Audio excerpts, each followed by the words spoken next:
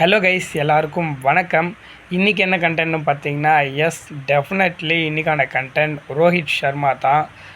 எனக்கு தெரியல, ரோஹித் சர்மா பற்றி நிறைய பேர் சொல்லிக்கிட்டு இருக்கீங்க. Rohit Sharma next year bro சிஎஸ்கேயில் வருவார் ப்ரோ, கன்ஃபார்ம் வரப்போகிறாரு அப்படின்னு நிறைய பேர் நிறைய யூடியூப் சேனலில் போய் சொல்லிக்கிட்டு இருக்கீங்க.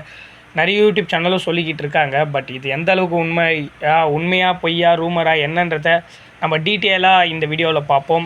ஓகே கைஸ், வீடியோக்குள்ளே போகிறதுக்கு முன்னாடி நம்ம சேனலில் இது வரைக்கும் சப்ஸ்கிரைப் பண்ணாமல் பார்த்துட்டு இருந்தீங்கன்னா மறக்காமல் கீழே இருக்க ரெட் கலர் சப்ஸ்கிரைப் பட்டனை கிளிக் பண்ணி சப்ஸ்கிரைப் பண்ணிவிடுங்க. அது மட்டும் இல்லாமல் அது பக்கத்தில் இருக்க பெல் ஐக்கானையும் கிளிக் பண்ணுறங்க. அப்போ தான் நம்ம போடுற வீடியோஸ் உங்களுக்கு உடனுக்குடன் நோட்டிஃபிகேஷனோட வரும்.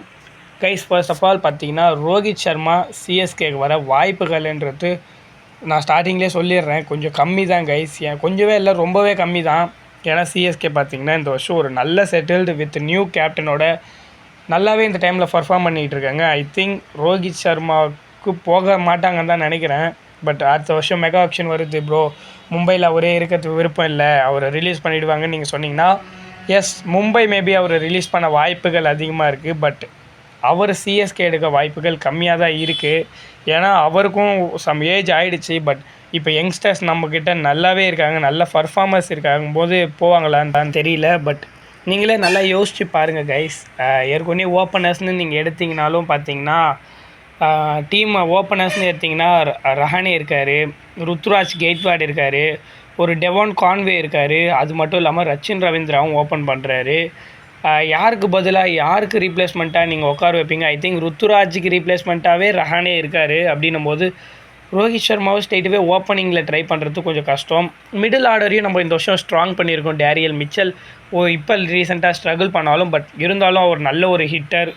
அதனால் மிடில் ஆர்டர்லேயும் அவர் ஆக்சுவலாக பார்த்திங்கன்னா நல்லாவே பர்ஃபார்ம் பண்ணிவிடுவார். ஒரு மேட்ச் இல்லைனாலும் ஒரு மேட்ச் கண்டிப்பாக பர்ஃபார்ம் பண்ணிவிடுவார்.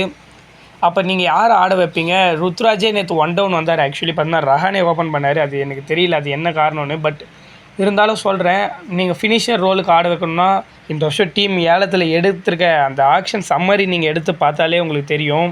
ஏன்னா இந்த வருஷம் ஆக்ஷனில் சிஎஸ்கே பில் பண்ணியிருக்க பிளேயர்ஸே பார்த்தீங்கன்னா ஒரு சமீர் ரிஸ்வி ஃபினிஷர் ரோலுக்கு தான் எடுத்திருக்காங்க. ஆல்ரெடி ரவீந்திர ஜடேஜா ஃபினிஷர் ரோலுக்கு இருக்கார், ஒரு டேரியல் மிச்சலும் ஃபினிஷர் ரோலுக்கு இருக்கார். அப்படின்னும் போது நெக்ஸ்ட் இயர் கான்வே ஃபிட் ஆனால் ரச்சின் ரவீந்திராவும் கீழே வந்துடுவார். அப்போ ஃபினிஷர் ரோல் பின்னாடி போய்கிட்டு தான் இருக்கும்.